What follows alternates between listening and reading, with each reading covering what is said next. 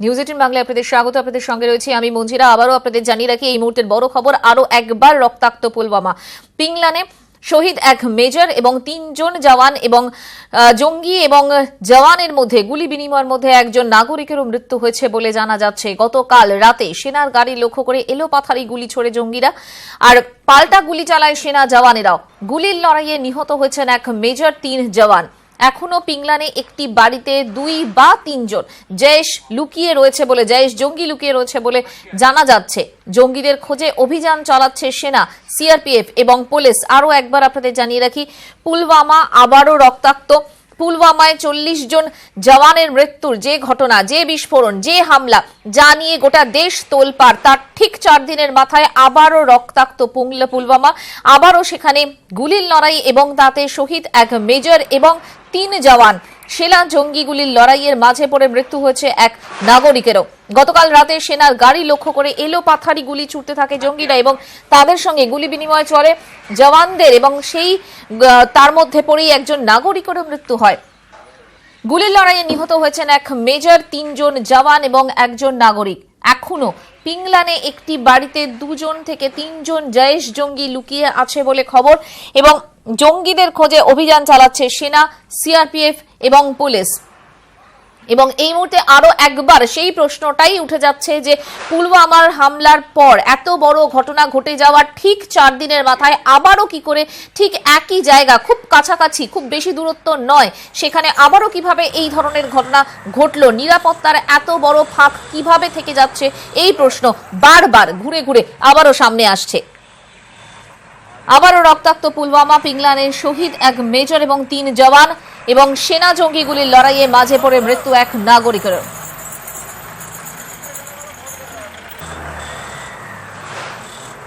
প্রাক্তন সেনাপ্রধান জেনারেল শঙ্কর রায়চৌধুরীর সঙ্গে আমরা কথা বলেছিলাম, এবং আমরা কথা বলেছিলাম প্রাক্তন বিএসএফ কর্তা সমীর মিত্রর সঙ্গেও।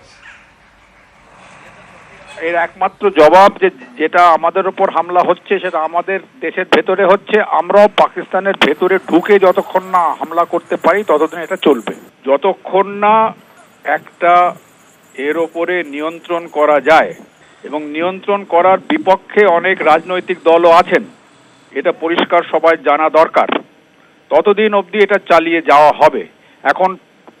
এখন বলা হচ্ছে যে কি ওখানে এখন গভর্নর্স রুল আছে বটে, তবে গভর্নর্স রুল তো নিয়ম অনুযায়ী 3 মাস থাকে, তারপর কি হবে?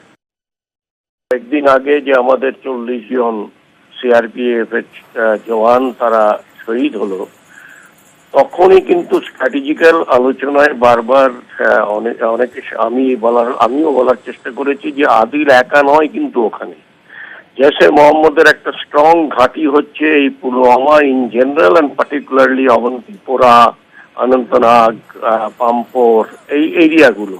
ওদের লেভেল অফ ইন্ডক্ট্রিনেশন এবং মোটিভেশনটা আমরা দেখেছি ওই আদিলের ক্ষেত্রে। তারই সহকর্মী এরা, তারই সাথী এরা, এবং they have been totally brainwashed, যেটা একদম হার্ড ইন্টেলিজেন্স। এবং তার সঙ্গে আবেগের সঙ্গে আমরা যেন ভুলে না যাই যে আমাদের যে প্রত্যেকটি পদক্ষেপ অত্যন্ত সতর্কতার সঙ্গে যেন আমরা নেই। আমরা কথা বলেছিলাম প্রাক্তন বিএসএফ কর্তা সমীর মিত্র, এবং বক্তব্য শুনলাম আমরা প্রাক্তন সেনা কর্তা জেনারেল শঙ্কর রায়চৌধুরীর সঙ্গে, এবং তারা প্রত্যেকে একই কথা বললেন যে এত বড় একটা ঘটনা যখন পুলওয়ামায় ঘটে গেল, 40 জন জওয়ানের শহীদ হয়ে যাওয়ার মতো ঘটনা ঘটলো, তারপরেও ঠিক 4 দিনের মাথায় কিভাবে আবারও জঙ্গিদের হামলা, এবং আবারও প্রশ্ন উঠছে যে নিরাপত্তা ব্যবস্থার এতটা ফাঁক কি করে থেকে যাচ্ছে। এবং যে খবর আমরা পাচ্ছি যে ওই এলাকায় একটি বাড়িতে সম্ভবত 2 থেকে 3 জন জেশ জঙ্গি লুকিয়ে রয়েছে। আজ পুলওয়ামায় পিংলানে শহীদ এক মেজর এবং 3 জওয়ান।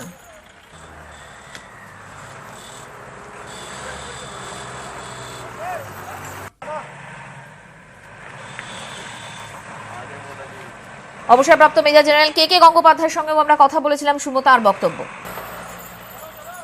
পাকিস্তান মনে করছে আক্রমণই হচ্ছে বেস্ট ডিফেন্স।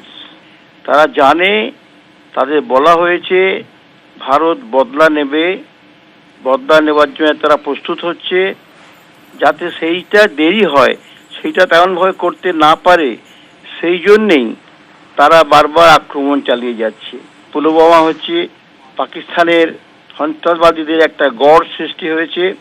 আমার মনে হয় এই মুহূর্তে সমগ্র পুলওয়ামাতে পুলিশের সন্ত্রাসবাদীদের জন্য পুলিশে এবং আমাদের সুরক্ষা বাহিনী যারা আছে, সিআরপিএফ আছে, তাদের দিয়ে একবার ছেঁকে ফেলা উচিত, যাতে একটি অঞ্চলও যদি বাদ না থাকে।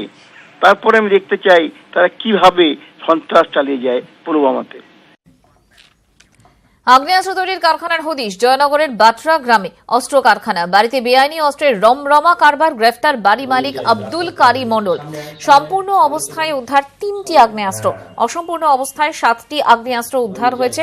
উদ্ধার 12 রাউন্ড কার্তুজ, 52 রাউন্ড খোল। উদ্ধার আগ্নেয়াস্ত্র তৈরির প্রচুর সরঞ্জামও। আমাদের সঙ্গে টেলিফোনে রয়েছেন আমাদের প্রতিনিধি অর্পণ মণ্ডল। অর্পণ, কত দিন ধরে এখানে এই কারবার চলছে, কত আগ্নেয়াস্ত্র উদ্ধার হলো, কি জানতে পারছো?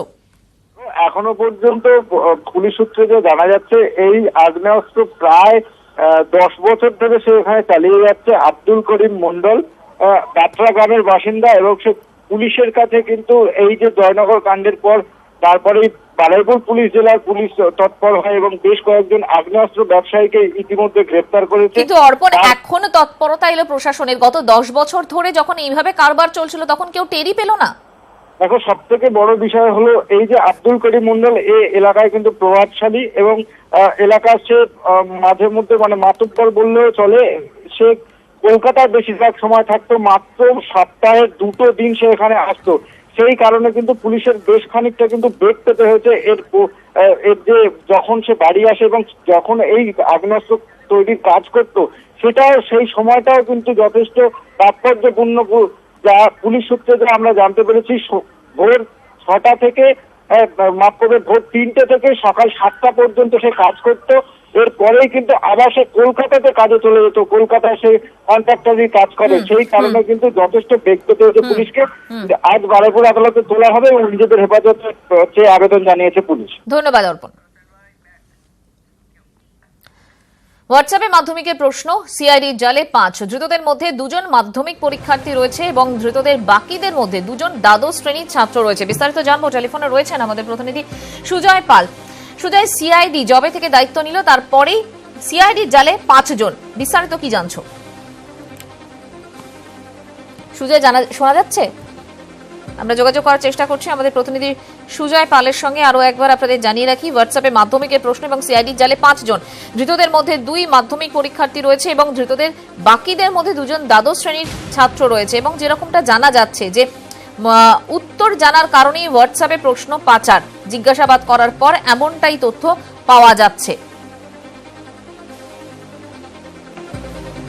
তদন্তভার নেওয়ার পরই সিআইডির জালে 5, ধৃতদের মধ্যে 2 জন মাধ্যমিক পরীক্ষার্থী এবং বাকি 2 জন দ্বাদশ শ্রেণীর ছাত্র।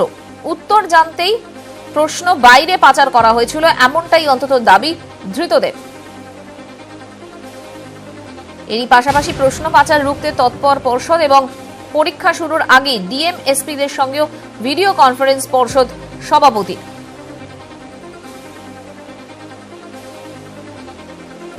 হোয়াটসঅ্যাপে মাধ্যমিকের প্রশ্ন, সিআইডির জালে 5 এবং এই 5 জনের মধ্যে 2 জন মাধ্যমিক পরীক্ষার্থী এবং বাকিদের মধ্যে 2 জন দ্বাদশ শ্রেণীর ছাত্র।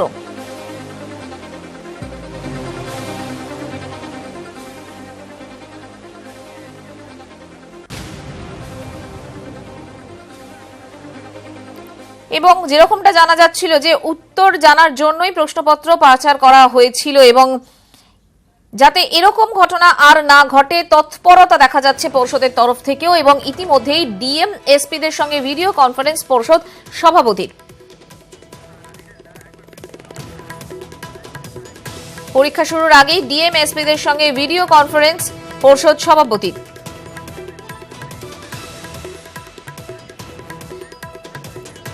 আমাদের সঙ্গে সরাসরি রয়েছেন আমাদের প্রতিনিধি সোমরাজ বন্দ্যোপাধ্যায়। সোমরাজ, উত্তর জানার কারণেই হোয়াটসঅ্যাপে প্রশ্ন পাচার হয়েছিল এবং ইতিমধ্যেই 5 জনকে ধরাও গিয়েছে। এটা যাতে আর না হয়, কি বন্দোবস্ত করা হচ্ছে, কি ব্যবস্থা নিচ্ছে পর্ষদ?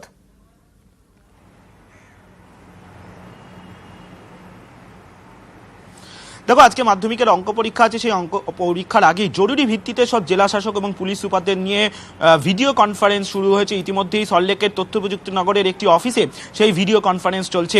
ইতিমধ্যে স্কুল শিক্ষা সচিব, পর্ষদ সভাপতি, পর্ষদের আধিকারিকরা, সিআইডি আধিকারিকরা, হোম ডিপার্টমেন্টের আধিকারিকরা এসে উপস্থিত হয়েছেন ভিডিও কনফারেন্সে। মূলত ভিডিও কনফারেন্সে আরও যে 4টি পরীক্ষা রয়েছে, বাকি রয়েছে মাধ্যমিকে, সেই পরীক্ষাগুলি যাতে নির্বিঘ্নে করা যায়। শুধু তাই নয়, পর্ষদ এবং স্কুল শিক্ষা দপ্তর যে গুরুত্বপূর্ণ তথ্যগুলি পেয়েছে এই হোয়াটসঅ্যাপে প্রশ্নপত্র ছড়িয়ে পড়া, বিশেষত পরীক্ষা শুরুর পরে যেভাবে হোয়াটসঅ্যাপে প্রশ্নপত্র ছড়িয়ে পড়ছে, এই গ্রুপ অ্যাডমিন সম্পর্কে যে ইতিমধ্যেই বেশ কিছু নথি পেয়েছিল, সেই নথিগুলি সিআইডিকে তারা তুলে দিয়েছে গতকালই, যখন সিআইডিকে তদন্তভার দিয়েছিল স্কুল শিক্ষা দপ্তর। আজকের ভিডিও কনফারেন্সে বেশ কিছু জেলা শাসক, যেমন মালদা, জলপাইগুড়ি, নদিয়া, উত্তর 24 পরগনা, এই 4টি জেলার জেলা শাসককে বিশেষ করে সতর্ক করতে চাইছে। শুধু তাই নয়, বেশ কিছু স্কুলকে আইডেন্টিফাই বা চিহ্নিত করেছে মধ্যশিক্ষা পর্ষদ ও স্কুল শিক্ষা দপ্তর, যেই স্কুলগুলির নামই সব জেলা শাসক এবং পুলিশ সুপারদের দিতে চাইছে, যাতে সেই স্কুলগুলিতে নিশ্চিদ্র নিরাপত্তা থাকে। কেননা যে স্কুলগুলি থেকে ছাত্রছাত্রীরা মোবাইল ফোন নিয়ে ঢুকেছিল পরীক্ষা কেন্দ্র পর্যন্ত, পরীক্ষা কেন্দ্রের ভেতরে ঢুকে গেছে, সেই স্কুলগুলিকেই চিহ্নিত করতে চাইছে। কেননা বারবার দেখা যাচ্ছে সেই স্কুলগুলি থেকেই প্রশ্নপত্রের ছবি তুলে কেউ বা কারা পাঠিয়ে দিচ্ছেন হোয়াটসঅ্যাপ গ্রুপে পরীক্ষা শুরুর পর। কিছুদিন আগে দেখা গেছে ঘড়ি পাশে রাখা ছিল, সেই ঘড়িকে রেখে প্রশ্নপত্রের ছবি তোলা হচ্ছে, সময় ধরে যে কোন সময় প্রশ্নপত্র তোলা হচ্ছে। বারবারই সিআইডি তদন্তে ইতিমধ্যেই দেখেছে যে বেশ কিছু পরীক্ষার্থী এর সঙ্গে যুক্ত, মোবাইল ফোন ইতিমধ্যেই ধরা পড়েছে, সেই মোবাইল ফোনগুলির সূত্র ধরে এগোতে চাইছে তদন্ত প্রক্রিয়ায় সিআইডি। কিন্তু এই ভিডিও কনফারেন্সটি তাৎপর্য এটাই, যাতে আগামী পরীক্ষাগুলি নির্বিঘ্নে কাটে, হোয়াটসঅ্যাপে প্রশ্নপত্র ছড়িয়ে না পড়ে। সেজন্যই তড়িঘড়ি জরুরি ভিত্তিতে ভিডিও কনফারেন্সে সব জেলা শাসক এবং পুলিশ সুপারদের থাকতে বলা হয়েছে এবং ইতিমধ্যে একেবারে সোমরাজ, পরিস্থিতিকে নজর রাখো। আপাতত তোমাকে ধন্যবাদ। বাঁকুড়ার পাত্র শহরে মাটি চাপা পড়ে মৃত 3 কিশোরী, আশঙ্কাজনক অবস্থায় বাঁকুড়া মেডিকেল ভর্তি রয়েছেন আরও 2 জন। পাত্র শহরে আগ্রাসোল গ্রামে রাস্তা তৈরির জন্য মাটি কাটতে গিয়ে বড় গর্ত তৈরি হয়েছে। রবিবার বিকেলে সেখানেই খেলছিল কয়েকজন কিশোর কিশোরী। সে সময় হঠাৎই মাটি ধসে দুর্ঘটনাটি ঘটে, যার জেরে ঠিকাদার সংস্থার বিরুদ্ধে ক্ষোভে ফেটে পড়েন স্থানীয়রা। বাঁকুড়ার পাত্র শহরের আগ্রাসোল গ্রাম, প্রধানমন্ত্রী গ্রাম সড়ক যোজনায় তৈরি হচ্ছে পাকা রাস্তা। তবে এই উন্নয়ন প্রকল্পই যে একদিন দুর্ঘটনার কারণ হয়ে উঠবে তার স্বপ্নেও ভাবেননি গ্রামবাসীরা। রবিবার বিকেলে দুর্ঘটনার পর শোকস্তব্ধ গোটা আগ্রাসোল গ্রাম। কি হয়েছিল এদিন? স্থানীয় বাসিন্দাদের দাবি, নতুন রাস্তা তৈরির জন্য পাশ দিয়ে মাটি তোলা হয়েছে, তার জেরে রাস্তার পাশে প্রায় 10 থেকে 12 ফুট গভীর গর্ত তৈরি হয়েছে। সেখানেই খেলছিল গ্রামের কয়েকজন কিশোর কিশোরী। হঠাৎই ধস নামে রাস্তায় চাপা পড়ে যায় কিশোর কিশোরীরা। আমরা যে জায়গাটায় দাঁড়িয়ে আছি ঠিক এই জায়গাটাতেই আজ বিকেলে মর্মান্তিক একটা দুর্ঘটনা ঘটে এবং যার জেরেই 3 জন শিশুর প্রাণ যায় এবং 2 জন শিশু এখনো পর্যন্ত আশঙ্কাজনক অবস্থায়। সঙ্গে সঙ্গে তাদের বিষ্ণুপুর মহকুমা হাসপাতালে নিয়ে যাওয়া হয়। সেখানেই শিল্পা, পূজা এবং রিয়া বাউরিকে মৃত বলে ঘোষণা করা হয়। প্রত্যেকেরই বয়স 10 থেকে 12 বছরের মধ্যে। আমরা যখন উদ্ধার করি তখন 3 জন স্পটে মারা গেছে আর 2 জন জীবিত ছিল। তো সবাইকে আমরা বিষ্ণুপুর সদর হাসপাতালে ভর্তি করি, কিন্তু ভর্তি করার পরে সেখান থেকে খবর আছে 3 জন মারা গেছে, 2 জন জীবিত আছে, তাদেরকে বাঁকুড়া ট্রান্সফার করা হয়েছে। রাস্তা তৈরিতে নিযুক্ত ঠিকাদার সংস্থার বিরুদ্ধে ক্ষোভে ফেটে পড়েন স্থানীয় বাসিন্দারা।